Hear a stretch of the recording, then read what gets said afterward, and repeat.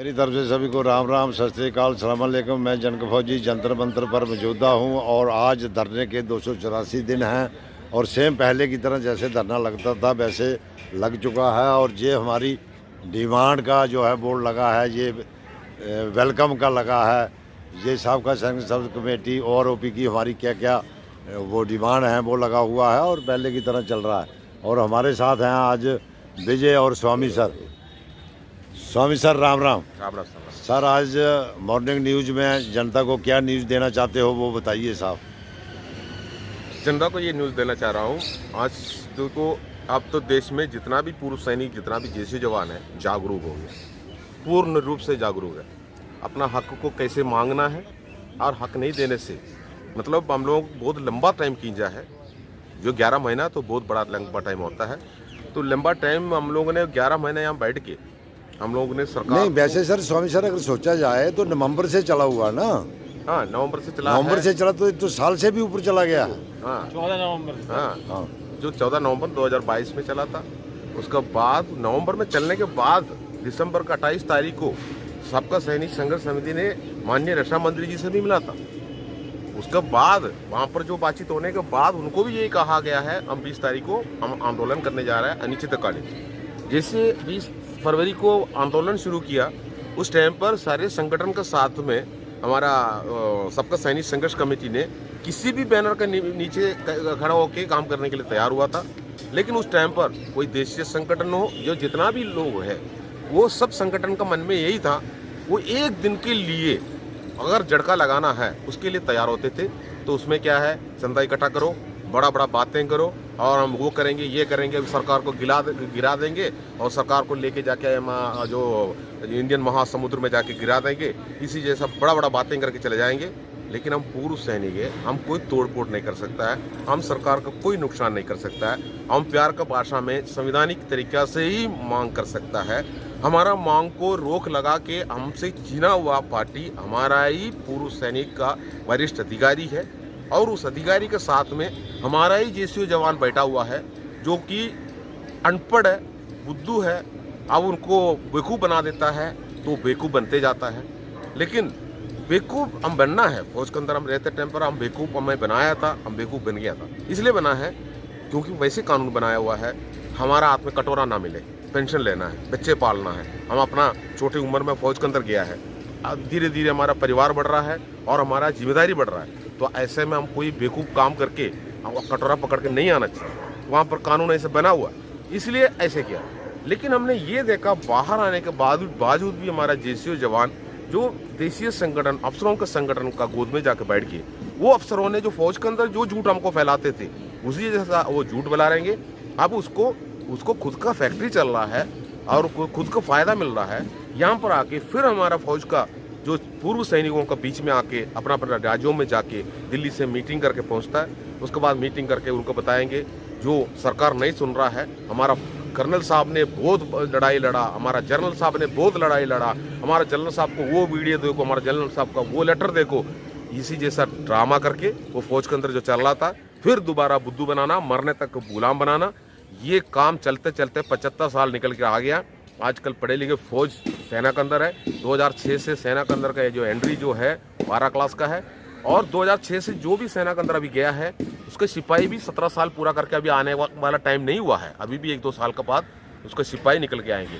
और जेसीओ और एनसीओ जितना भी है, वो फौज का कोई आर्मी एजुकेशन की जरूरत नहीं पड़ रहा उनको, फर्स्ट हिंदी फर्स्ट इंग्लिश ये कुछ भी जरूरत नहीं है, वो सीधा उनको अपना हक मिल रहा है वहाँ पर। लेकिन उसका पहले से जो यहाँ पर आया हुआ जो अफसरों का मेहरबानी से एजुकेशन पास किया हुआ है, सेकंड हिंदी पास किया, तो वो जो क्या बोलता है थर्ड हिंदी पास किया और फर्स्ट हिंदी पास किया, उसी जैसे इंग्लिश होम पास किया, मेहरबानी में उनको हर जगह पर अपना नंबर मिला। वो अपना वफादार कुत्ता बनकर अभी भी उनके पास जाके खड़ा हो जाता है। लेकिन कितना भी कुत्ता बनाओ, उनका साथ में खड़ा हो जाओ, झुक के खड़ा हो जाओ। लेकिन जेसीओ मतलब जो भी पूर्व सैनिक जो है उनको गुलाम बनाने वाला काम बंद कर दो, रास्ता बदल दो। जो कि हम लोगों ने अपने एक फेडरेशन ऑफ वेटरन एसोसिएशन बनाया था, जंतर मंतर पे बनाया था, आप लोगों ने सब देखा। किसी ने भी अपना बैनर लगा के रहने के लिए तैयार है, उनका साथ में आंदोलन करने के लिए हम तैयार हुआ था, लेकिन किसी ने भी तैयार नहीं हुआ। वहाँ उसके बाद आंदोलन चलते गया, उनका टैंक खींचने में लगा।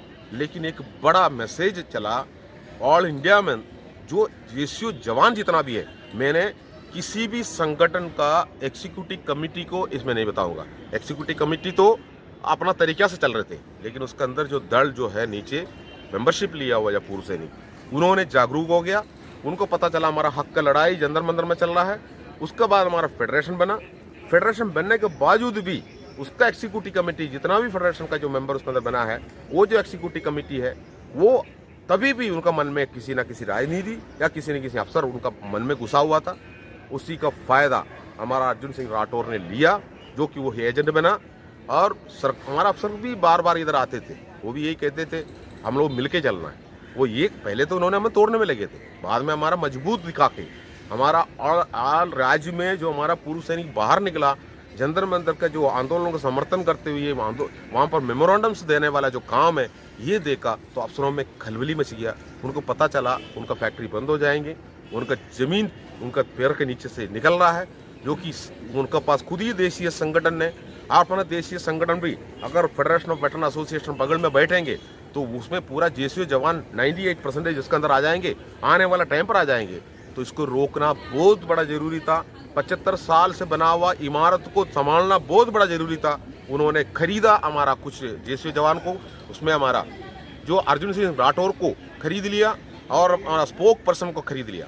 उसके बाद अर्जुन सिंह ने क्या कर दिया, जो कठुआ में खड़ा होकर ऐलान कर दिया जो हम प्रेसिडेंट है, और अपना जगह पर उन्होंने पद ऐसे भी पद दिया है, मैं आपको बता रहा हूँ, जो उसी के अंदर लीगल एडवाइजर, वकील, और कई जो वकील है उसके अंदर, जो हाई कोर्ट का और सुप्रीम कोर्ट का, सरकार का वकील है, वो सरकार के लिए काम कर रहा है, हमारा अफसरों के लिए काम कर रहा है। उसी हिसाब से जो उसमें 3 और हमारा उसके अंदर सरकारी कर्मचारी है, क्लास 2 अधिकारी है, वो लोग भी उसके अंदर मतलब पद लिया और वकील भी पद लिया। अर्जुन सिंह राठौर तो बिका हुआ, अर्जुन सिंह राठौर ताज पहन लिया। इस्तीफा दे देना चाहिए बुढ़ा आदमी इसी जैसा। अगर मान लो अपना कमांड संभाल नहीं सकता है तो फिर उसी में एक ही रास्ता है, इस्तीफा देकर अपना घर पे बैठना। लेकिन ये अर्जुन सिंह राठौर का खेल नहीं चलेगा। हम गुलाम नहीं है, हमें गुलाम बनाने के लिए एजेंट बनता है, तो उसका सबक उनको हमने यहाँ पर एक बैनर बनाया था, 5 आदमी का नाम बैनर थे, आपने देखा होगा, और भी 4-5 आदमी का बैनर अभी भी तैयार होना है। हम यहाँ वो आरोपी मिले या ना मिले, हमारा मान सम्मान के ऊपर, हमारा स्वाभिमान के ऊपर, हमारा गुलामी के ऊपर दोबारा किसी ने हार्ड बनकर राड बनकर आके खड़े हो जाएंगे, उनको हमने नाम निशान मिटाएंगे इस देश से। चाहे वो अर्जुन सिंह राठौर हो, या नेशनल स्पोक पर्सन हो, या जो सरकारी कर्मचारी हो, या और जो वकील हो, जो इनको जवाब देना मुश्किल हो जाएंगे। ये जंतर मंतर है, ये बहुत मेहनत के साथ में जो हम लोग ने 10-11 महीने यहाँ संभाल कर रखा है, बहुत मेहनत के साथ में। इसमें इसके अंदर जो साथ दिया है, जितना जो लोग जैसे जवान आके यहाँ साथ दिया है, उनका जो मेहनत के ऊपर अगर घर पे बैठ के षड्यंत्र बजा के अपना घर पर बैठ कर षड्यंत्र बजा के वो सोचता है हम हीरो है, हम हीरो नहीं है। उनका घर के बाहर खड़ा होकर हम नारा देंगे और उनका घर पे हम उनको जीरो बनाएंगे। अपना परिवार के सामने, अपना पत्नी के सामने, अपना बच्चों का सामने बाप बनने के लिए, पत्नी के सामने और अपना पति बनने के लिए लायक नहीं बनेंगे, इसी जैसा हरकत करेंगे। इसलिए हुशार हो जाओ। जंतर मंतर का आंदोलन आज भी जारी रखा है, यहाँ पर मंच तैयार है, रोज मंच तैयार करके रखा है। सरकार के साथ में वार्तालाप के लिए हम तैयार कर रहे हैं, और सरकार का नुकसान भी 28 करोड़ रुपए का हमने कर दिया है। हम यही करते जाएंगे, जो कि हम गुलाम नहीं है, हम इस देश का सेवा किया पूर्व सैनिक है। हमारा बीच में खबरदार बनकर जो खड़ा है, उनके लिए मेरा ये मैसेज है। ठीक है, राम राम सर। विजय सर, राम राम। सर कोई आप भी संदेश दे दीजिए सुबह कुछ। मैं सभी सैनिकों को यही संदेश देना चाहूँगा। देखिए, कई बार अनेकों लोग बोलते हैं कि हम एक हो जाएं, एक हो जाएं, एक हो जाएं। तो देखिए जनाब, जो 9 अप्रैल को हमने जो एका किया था, वो क्या गलत था? तोड़ के कौन गया उसको? साथ किसने छोड़ा? जब आपने किसी का साथ नहीं दिया तो आपके साथ कौन आएगा? मैं तो सभी को कहना चाहता हूं कि खबरदार रहें ऐसे लोगों से। इससे ज़्यादा कुछ नहीं, आपके सामने सभी चीज़ें हैं, देखिए और अपनी राय रखिए। राम राम। इसी के साथ मेरी तरफ से जय हिंद, जय भारत। अभी सोचना आपने है कि हमने क्या करना है क्या नहीं करना है। जहाँ से जो भी आदमी बाइट वगैरह देता है वो आपको बता देता है कि कैसे क्या करना है, स्थिति क्या है, हालात क्या हैं। जय हिंद, जय भारत।